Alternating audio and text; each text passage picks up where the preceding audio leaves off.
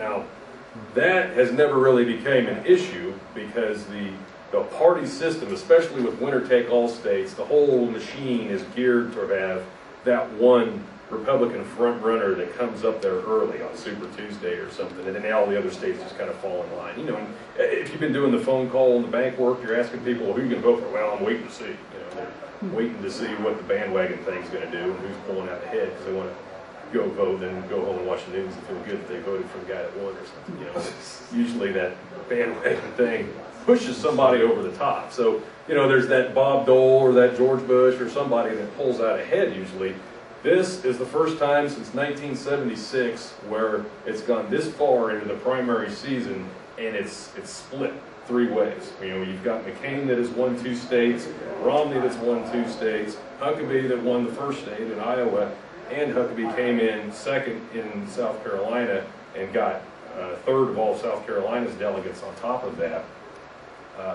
So it's, you know, it's a three-way thing that's wide open. Now with you know the media support that Ron Paul gets, which is nothing, you know, so trying to win popular votes is difficult for Ron Paul. But the dedication and the motivation of you know going to, you know, giving up 3 Saturdays for this type of process, there's an army of Ron Paul people that will do that. But anyway, that's that, you know, and this is kind of just an example that we kind of put up there.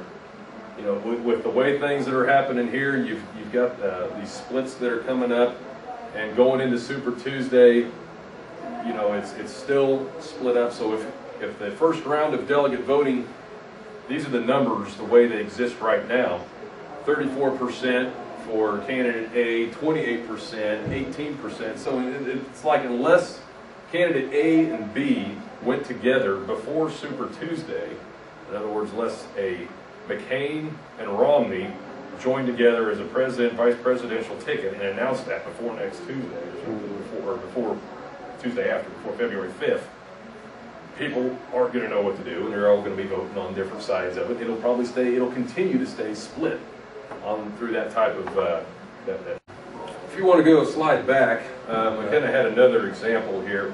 So here's some of the I don't know, different ways this whole thing can fall out.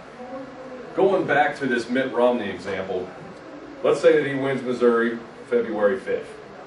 But then sometime before we have our state convention, which is May 31st in Branson, let's say that he pairs up with somebody, you know, with a McCain or something like that.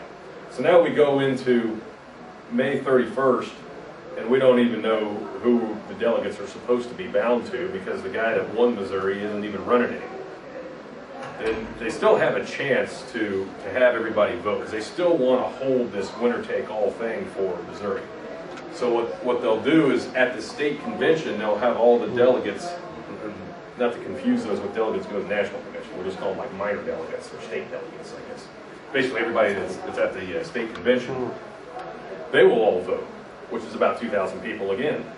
And then that forces those 58 people to a new person. You know, they'll make them all re-vote based on who's still running. So that's one thing that could happen. Now, if that happened and we had the majority of the delegates down at Branson, then all of a sudden we get that Ron Paul majority there, and it forces all 58 of those that go to the national convention to be Ron Paul supporters.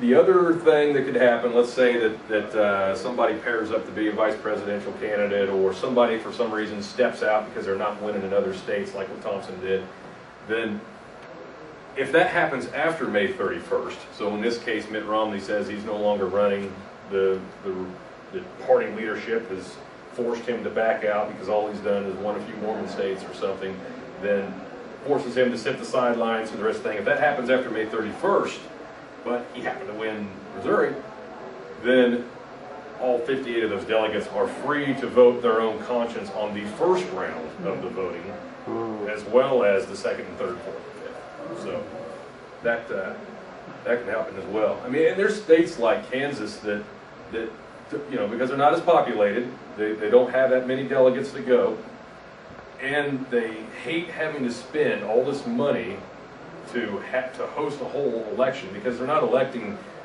governor or U.S. congressman or anything else that they're forced to do. It's just kind of a personal choice if they want to have a popular vote. They got rid of it this year, and they said, why even have a popular vote? It doesn't make a difference. It's the delegates that make the decision. We're just going to have our Kansas caucus, and that's it. So it's just, but it's like I said, the power is determined at the delegate side of it. So, and especially since last weekend, when it showed that it's continuing to be split. When Nevada went to Romney and South Carolina went to McCain, then the national campaign for Ron Paul basically said, all right, guys, delegate states, focus all of your efforts on getting delegates first, and then popular vote second.